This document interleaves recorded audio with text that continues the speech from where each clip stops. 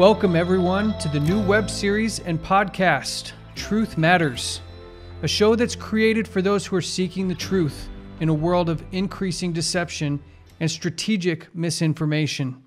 This program is the latest series by Amazing Discoveries, who for over 3 decades has worked tirelessly to become one of the most trusted names in the work of exposing the dark underbelly of the world and reporting on information that, quite frankly, others won't.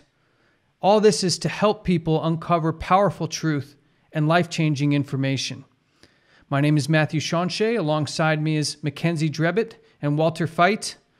Together, Mackenzie and I have combined for over 20 years of studying and covering the topics of global power structures, the occult, and secret societies, and their historical context as they relate to what's happening today. Joining us is one of the world's leading experts on the occult and the inner workings of secret society, who for over 40 years has been giving lectures across the world, giving those who have heard him real, tangible evidence for who's running the world and what the goals are for these people. So if you're the type of person who's feeling like something is wrong with the world, but you're not exactly sure what it is, if you're sitting there looking at 2020 and noticing that things have gotten really strange really quickly, and you want to get to the bottom of what's really going on and why, this program is for you. Today can be the start of your journey to an absolutely amazing discovery. So let's peel back the layers of what's been covering the truth from the eyes and the ears of those who deserve to know it. Our goal is to present real people, real places, and real events that answer the driving question, which in today's program is, are secret societies real, and what role are they playing in global events? Walter, Mackenzie, thank you guys so much for joining this important program. Thank you very much, and thank you, Walter, for joining us as well. I think we're going to have a lot of very interesting things to talk about today. So, Mackenzie, when you and I were talking about starting this program with Walter, what's the type of person that you thought of that would really be helped by something like this? Well, going back, there's a lot of things that are happening in the world this year, especially, that people don't have a lot of answers for. I know some people who there's only a few things that they think to themselves, either that they don't like certain politicians, that they like certain politicians, but they don't actually know what's really going on. And some of the things that they're seeing behind the scenes, or so-called, is QAnon, this secret organization. No one really knows what they're doing. But is that really like the end product? Is that really all we're looking for? Is that we don't like certain people and that they have this ring? What is this thing that people are looking to? Because they know that something's wrong. They don't like what's being done. They see that things are being done don't seem right, but that's about as far as it goes. They don't know where to go from there. They don't know what they're looking for.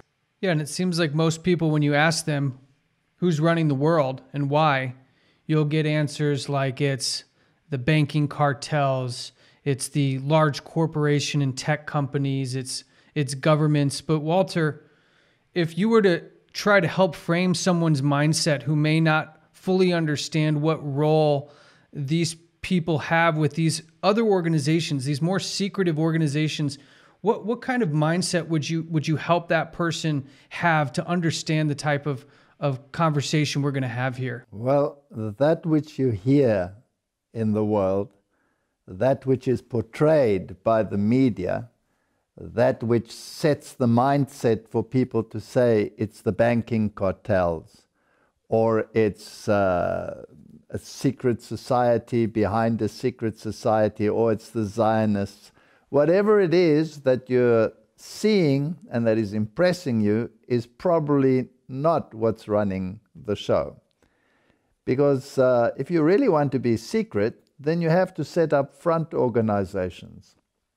And front organizations bear the brunt of whatever feelings people have, or emotions, or whatever thoughts they have.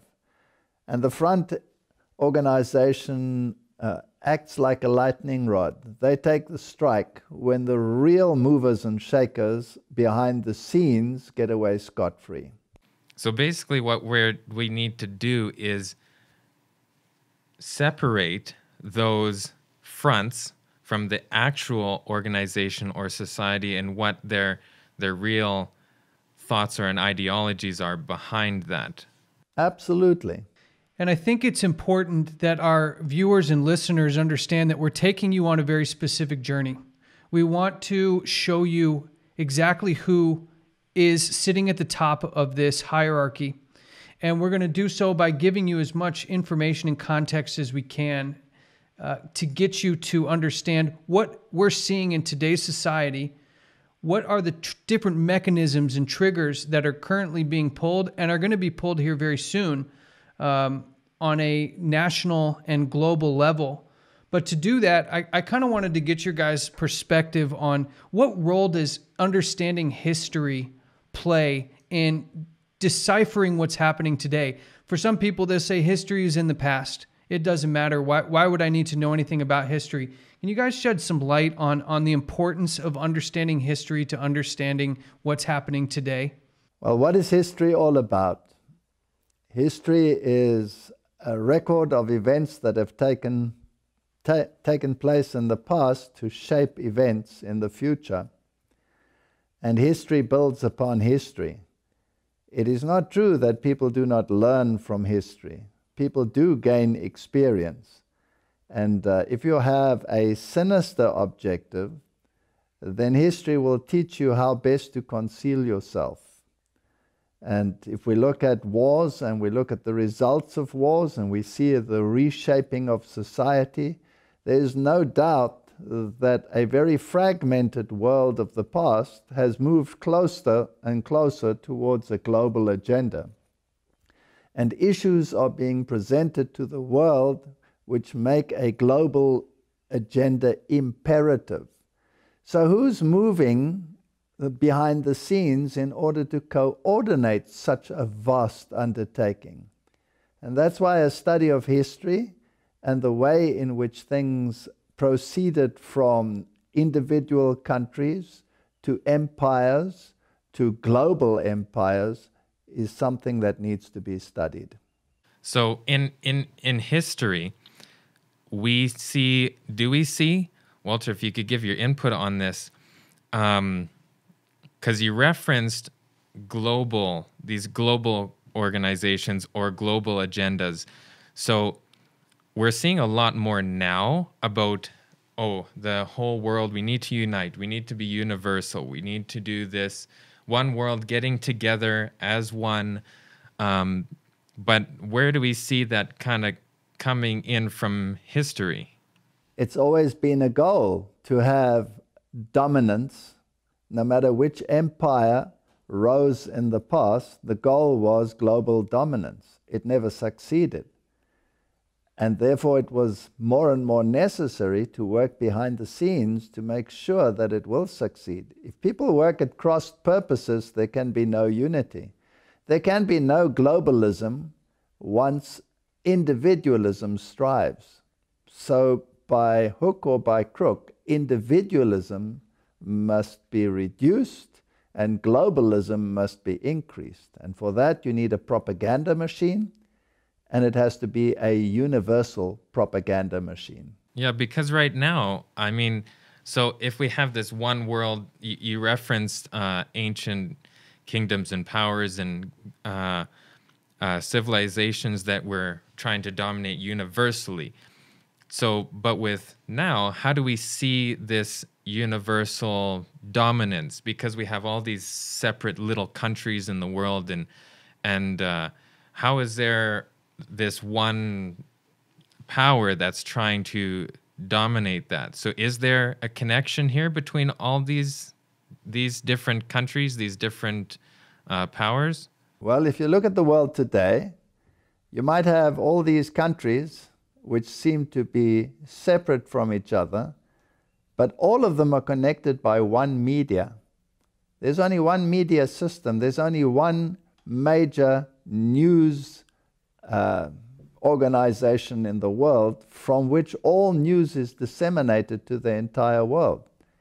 If you had to put all the television screens of the world, of the various countries, side by side, you'd hear the same rhetoric, the same pictures, the same news, the same propaganda, adapted proportionally to whatever nation it is, but is the same information.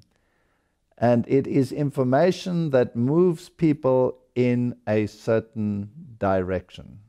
And I find it interesting that we're sitting here in 2020. We're talking about history as it relates to current events, and that there's been this current of some power as it seemingly changes through history, but the goal remains the same, which is global unification and domination. Now, we've seen this year alone maybe some of the most widespread unification when it comes to how countries have handled the current health crisis. Can we use what we're seeing today as almost maybe a mechanism by which to bring about unification, maybe not in the traditional sense of powers overcoming and overtaking other world powers, that we're actually seeing this same strategy implemented, the same goal being implemented using maybe different means with the public pandemic? Well, I remember back when 9/11 was happening, that it was referenced as an opportunity to invoke change. So we have this now universal platform to invoke some sort of change. Now, what that change is the big question. It's interesting that people that have a very clear global agenda in the past, like Henry Kissinger, for example, is known to have said that a major crisis would unite the world.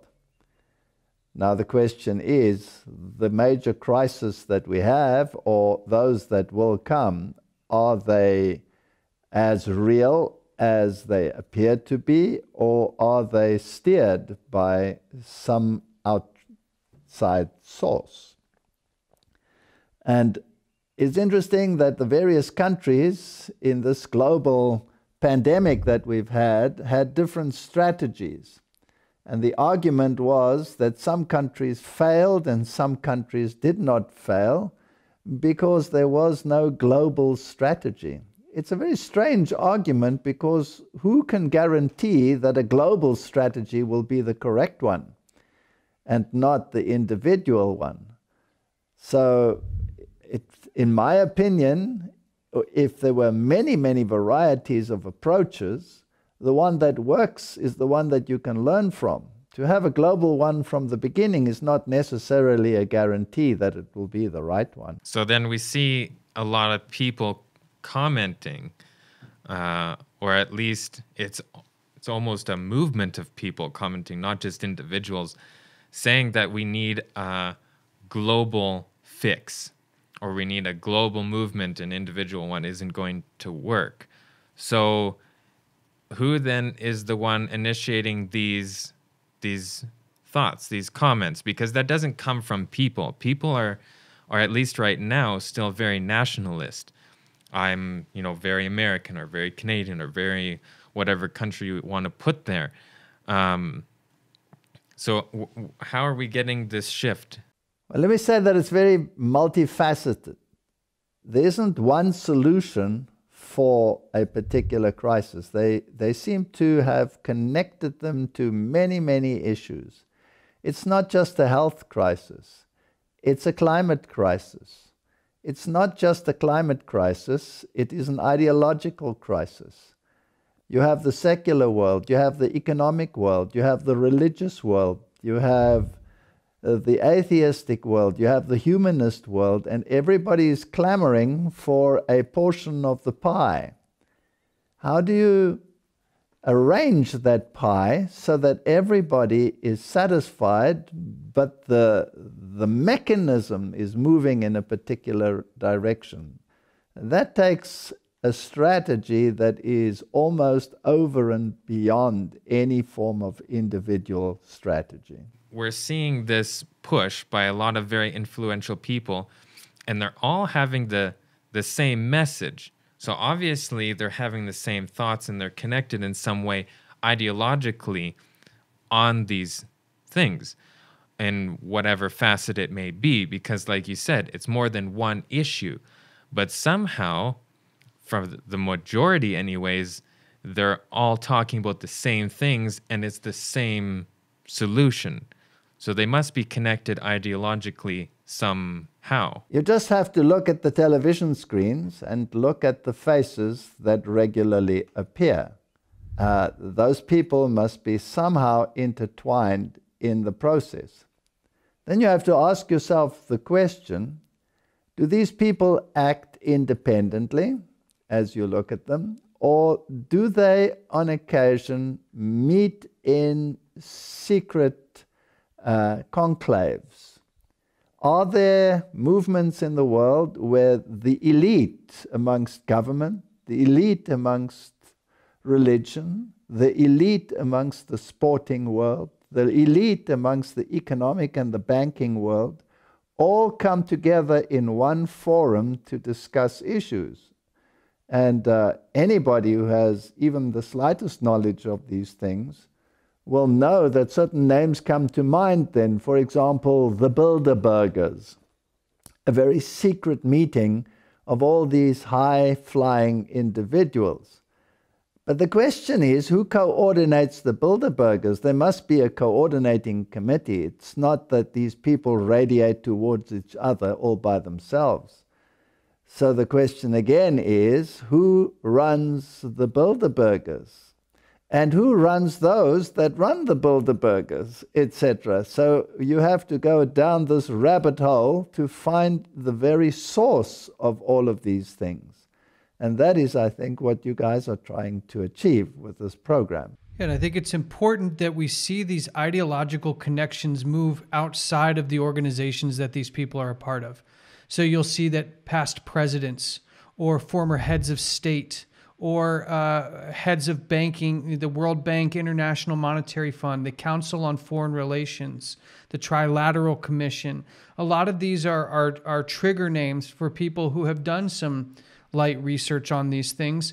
But where we really see the ideological alignments come in seems to be when we cross this threshold into their outside of their public life or public positions. And we start to find some very interesting relationships happening behind the scenes. And so I kind of want to take us back in history a little bit and show that this is not a new event. This is not a new byproduct of modern society. And I'd like to use an event that most people are familiar with, but probably know very little about the real history of. And that's Friday the 13th. And this is a day known by most people as something that's very spooky or has some strange, negative, dark connotations to it.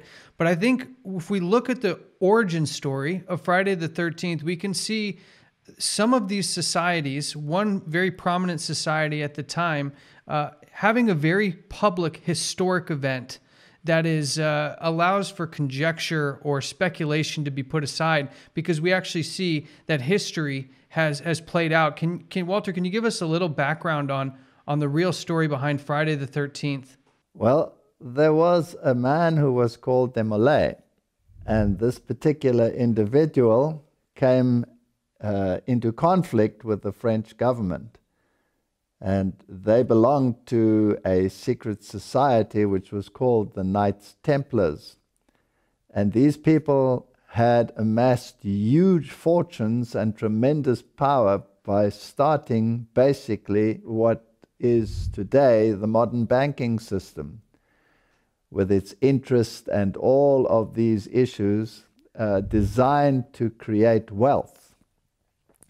And once this organization had succeeded in gaining power over the wealth of not only the nobility, but basically over the entire populace, including governments and kings and rulers, then it came to the point where this organization was demonized, rightly or wrongly, by the French government, and Demolays was sentenced to death. And this date on which these events took place became a very prominent feature in secret societies. And today, that day is, shall we say, celebrated, or shall we say remembered with regret by calling it a day of bad luck, depending from which side you are coming, whether you are coming from the light side or the dark side. And yes, Friday the 13th becomes sort of entrenched in the minds of people. It's interesting, if you get onto an aeroplane, there is no row 13. So people are afraid of that number, and some people embrace that number. Well, it is a fact of history that these organizations didn't just disappear overnight, but morphed and were represented by other organizations and incorporated and expanded. And all that happened was that something that was a little bit more visible became a little bit more invisible. Okay, so we see a connection here to a secret society with this very prominent date that everybody at least has heard of or knows as bad luck, not necessarily knowing the history. But like you said, what was the specific event that happened on Friday the 13th? It was the execution of Demolays. Now, if you go into a secret society like Freemasonry, for instance, they have a youth brigade which is called the Demolays. Now, why would they use that name so prominently? And why would such high-ranking politicians actually be involved in something like this? It is well known that a president such as Bill Clinton was very prominent in the Demolays movement, which is the youth movement of Freemasonry. So if these people were had such negative connotations, then why do societies today still employ that name and run their youth brigades under that banner? Well, and obviously if they have that name and it's under that banner, then they know the history behind that date and that name as well. Absolutely, and this is how you follow the clues. It's like, it's like a quest game. A very, very tricky quest game.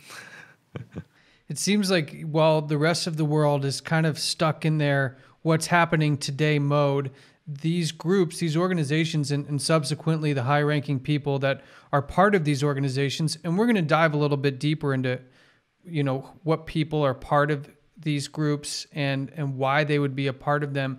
But those organizations really seem to be sharp on their history and their idea behind numerology and astrology. So we see that they really highly value history and information, where today I'd say the general public is probably not so inclined to pay attention. And just for reference, Friday the 13th, the massacre was in the 13th century. So we, as people are saying, well, the people who run the world are these bankers. Well, let's trace this back to who are the original bankers. Where were the very first concept of banking, of usury and protecting one's assets? And we find this, was Knights Templar a military organization, or what gave them the status to become these bankers? They were knights, and as knights, obviously, they had a military role, and they were appointed by the church. And in the Middle Ages, when you had the Crusades, that is when the Knights Templars, according to their name, were the knights that guarded the temple site in Jerusalem. But they became very influential because of their banking expertise. And they were the first ones to introduce usury. But they did it in a very clever way to circumvent church law, which actually prohibits usury. And so they developed a system whereby huge profits were gained, and they gained tremendous power, not only in terms of their military role, but also in terms of their economic role. And it is probably a fact of history that all of these great financial institutions are somehow run by one organization behind the scenes and have a total control over global finance. So what you see happening is not what everybody thinks is happening, because the cycles that are taking place in the economic world are so regulated and so regular that you can almost put dates on when there will be ups and when there will be downs, when it will be bullish and when it will be bearish, and what the currency values are, and all of these issues. It is a monstrous creature, but who controls it? And I think most people would just go under the assumption that that's just naturally how it falls. We have this fluctuation up and then it goes down, and they take that for granted and they just think that's how it's always been, that's how I've always known it. It's way too complicated for me to understand. So then they don't look at it any farther. They just think it is how it is. We have to ask ourselves a question. If this is all the figment of somebody's information, then why have such high-ranking politicians, such as presidents of the United States and other countries, so often referred to them? Why did Abraham Lincoln already warn against these organizations that were undermining the powers that be? Why did JFK warn against issues like this? Why did the George Bushes refer to secret societies and their powers? Why did religious institutions warn against them? If they are irrelevant, why all these warnings? And why did some presidents even refer to a sinister power behind the power, where it would be dangerous to even in a whisper refer to them? There must be something behind it. Where there is smoke, there is a fire. Let's take the chance to actually listen to a speech from JFK in 1961, where he refers to exactly what Walter is talking about here. Ladies and gentlemen, the very word secrecy is repugnant in a free and open society, and we are, as a people, inherently and historically opposed to secret societies, to secret oaths, and to secret proceedings. We decided long ago that the dangers of excessive and unwarranted concealment of pertinent facts far outweighed the dangers which are cited to justify it. And there is very grave danger that an announced need for increased security will be seized upon by those anxious to expand its meaning to the very limits of official censorship and concealment, to stifle dissent, to cover up our mistakes, or to withhold from the press and the public the facts they deserve to know. For we are opposed around the world by a monolithic and ruthless conspiracy that relies primarily on covert means for expanding its sphere of influence, on infiltration instead of invasion, on subversion instead of elections, on intimidation instead of free choice, on guerrillas by night instead of armies by day. It is a system which has conscripted vast human and material resources into the building of a tightly knit, highly efficient machine that combines military, diplomatic, intelligence, economic, scientific, and political operations. Its preparations are concealed, not published. Its mistakes are buried, not headlined. Its dissenters are silenced, not praised. No expenditure is questioned, no rumor is printed, no secret is revealed. But I am asking your help in the tremendous task of informing and alerting the American people.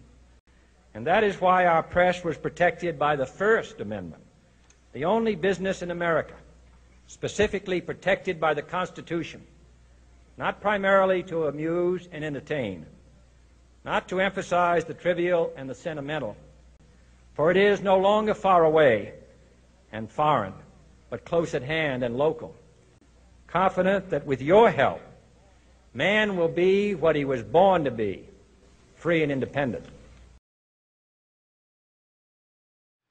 It's quite incredible that in the 1960s we have the President of the United States, who I imagine if we were in, say, a court of law, an eyewitness testimony and a high-ranking official of his nature would be taken as the highest form of evidence. Walter, what kind of system? Is this the same system that is manipulating? You mentioned the markets going up and down. Is this system controlling all these different aspects of our society, including the financial markets and maybe even our spiritual daily lives? Is there that much control, as he alluded to, in the scientific community and in the intelligence community? Is that same power still active and manipulating today as they were clearly in the 1960s? Absolutely. But it's so subtle that even sometimes those that are involved at the highest level do not understand the machinations behind it. You know, it's interesting that all of these things happen in the name of freedom and independence. Who defines the freedom? Who defines the independence? Which organization and which ideology determines what freedom is? Do they set boundaries for the freedom? Is freedom perhaps something that is only to be aligned with some common denominator? And what is that common denominator and who defines it? And this is something that affects every single person on the planet. And everybody has to ask themselves the question, once this great ideology is implemented, will it actually enhance my freedom, or will it curtail it, or will it eradicate it? And that is something that everybody should be concerned about. And in fact, everybody is becoming concerned, but they don't know exactly what the solution is. So we made reference to a lot of different things in the last little while. Alluded to the markets, that maybe that's even controlled by organizations. Then we have JFK having this reference where he's putting a negative light toward these secret societies. And he was referencing in a lot of facets of our life. So what examples can we have? Because we see a lot of separate things, or things that are labeled as negative, but are more pinned to smaller organizations or people. And how can we connect that to these actual organizations, or what this reference is from John F. Kennedy? Some people say you follow the money trail. It's an old adage, he who pays the piper calls the tune. So you might follow the money and you'll end up with the banking cartels and say, all right, that's the one who pays. That's the one who finances governments. That's the one who finances economic bailouts. You might go up to the International Monetary Fund and you ask yourselves, well, where do they get the money from? They also get it from the banking cartels, but they stand at a higher level. Is there another level above that? And this is the important thing about secret societies. They're all based on a pyramid system. They have a very, very broad base with many, many sub-organizations. Then the base gets smaller as you rise up on the pyramid. And eventually you get to the very top of the pyramid. And in most of the depictions of this pyramid, there is an eye, an all-seeing eye in the top of the pyramid. And what we are trying to achieve here, or what I assume you are wanting to achieve, is who does that eye belong to? And why is there only one eye? And why is that eye and capstone separate from the rest of the base? Seems to be an interesting aspect of that particular imagery. And I want to just give a little context to what we're referring to here. One example of this symbol that we're talking about can be found on the American US dollar bill. It's one of the emblems that's on the back of the dollar bill. It has a pyramid. It has different words surrounding it, which aren't in English. And the capstone is separated, glowing, and it has an eye in it. Going back to this, because people may not know, they see this on the dollar bill all the time, but they just shake it off. Who came up with this concept, like this imagery? Where does this come from? Oh, well, I was just going to say, add some context. Last I checked, as an American citizen, I haven't ever seen any pyramids in the United States. So I think a lot of people would ask, how does something like that, with that imagery, end up on the back of a dollar bill? Does it have any relation to what we're talking about here? Who brought that design forward to be such an iconic symbol on American currency today? Well, we started this program with history. And we asked the question, does history play a role? Where do you find a pyramid? You find it in many places in the world. And the most prominent one today, of course, where they still survive, is Egypt. But the Egyptian ones are just a relic, if you like, or a copy of something that preceded them. And you have the ziggurats in ancient Babylon. So basically, you can trace them back to Babylon. Well, and it's interesting because it brings up that I did some research many years ago about who actually brought this design to the table. Because when you really think about the process, it doesn't just accidentally end up on the back of a currency. It must have gone through design and approval and design and approval to end up there. And you find an interesting organization hiding behind that, and an interesting person behind that design who happens to be a Freemason, part of the Freemason Society. When we look at Lady Liberty or the Statue of Liberty, we see that was given to us, the American people, by a Freemason. So we're starting to kind of circle around this organization of the Freemasons. And before we jump in, I'd like to kind of have our listeners and our viewers do a little exercise with us. If you could open a search engine, type in your town name, and type in Masonic Lodge afterwards. Because I think about 95% of the people who take this exercise and actually do it will find that there's going to be, no matter how big or how small their town is, most likely there's going to be a Masonic Lodge in their area. Why would that be? Why would a Masonic Lodge seem to be appearing in, at least in North America, in almost every city in the country? And if you go to some of the cities in the United States of America, you will find the Masonic sign on the offices of public office. You will find them on police doors. You will find them on public buildings. You will find them on the capstones of most of the major public buildings. And if you go back in history to George Washington, he laid the foundations of many of the buildings with the Masonic capstone. So yes, and as you mentioned, the dollar note, that was brought in by vice presidents of the United States and placed on the dollar note. So these things have a long history, and you can trace them, as we said, all the way back to a philosophy which originated in ancient Babylon. When you look at some of the layout of a city like Washington, D.C.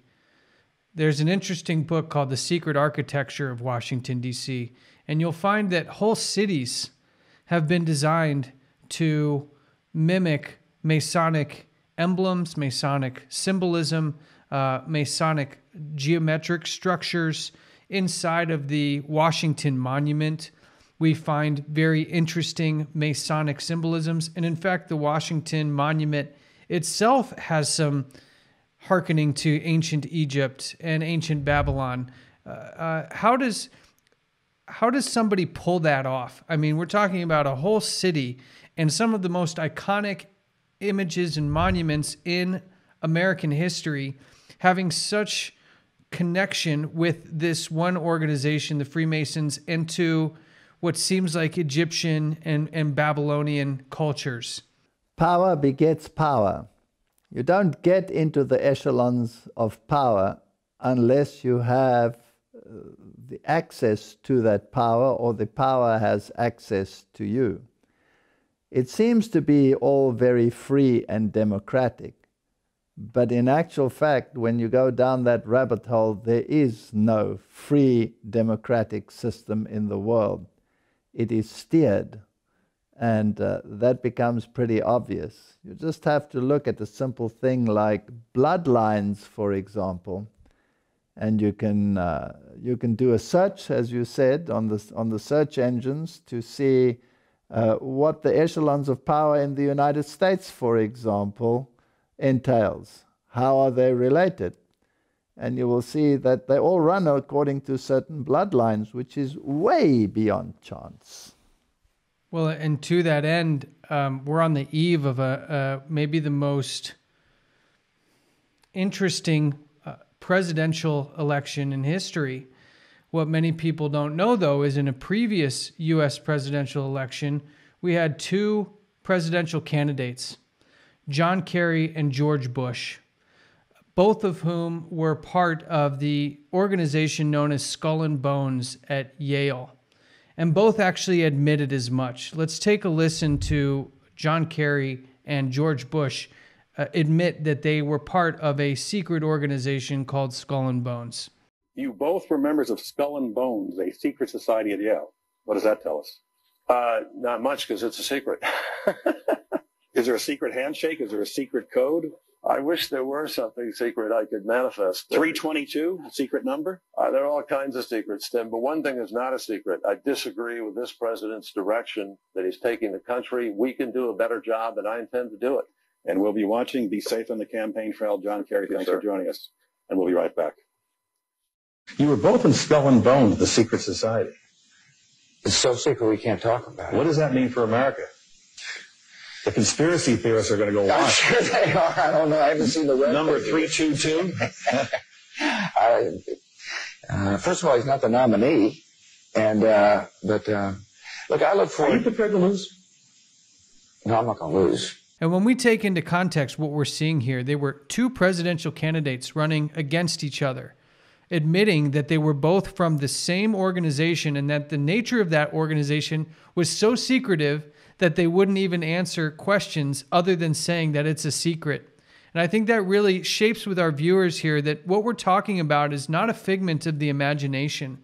We see JFK when he told us in his speech that it combines military, diplomatic, intelligence, economic, scientific, and political operations, that this is something that we need to dive into deeper. And it's also very interesting to see that we have apparently two opposing parties, but they're both part of the same organization, secret organization behind the scenes, which we'll take a closer look at in the next episode.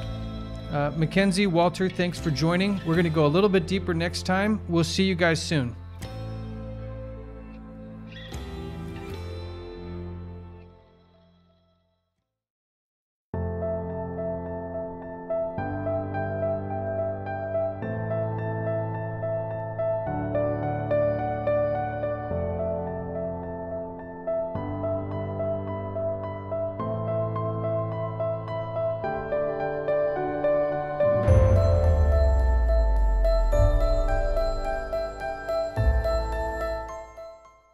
Hi YouTube, I'm Walter Veith from Amazing Discoveries. If you'd like to learn more or you would like to subscribe, then visit our webpage, donate, share, and we would like to hear from you.